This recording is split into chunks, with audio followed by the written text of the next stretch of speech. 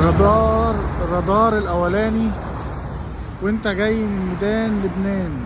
بعد اول 5 كيلو على المحور هتلاقي الوحش الكاسر ده ظهر قدامك فجأة.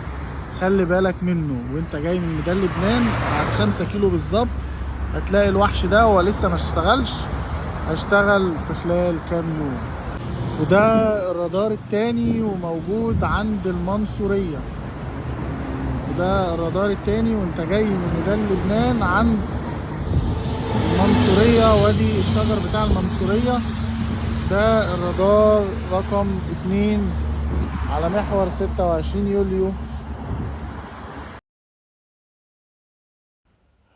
اما بقى الرادار التالت فده هنشوفه زي ما احنا شايفين كده. انت كده عديت النزلة بتاعة الطريق الصحراوي ومكمل علشان خاطر هتنزل على محور 26 يوليو. قبل ما تنزل المحور وقبل النزلة التانية، قبل النزلة التانية بتاعة طريق الطريق الصحراوي هتلاقي الرادار قدامك. خلي بالك وشير بقى في كل جروب السيارات علشان الكل ياخد باله.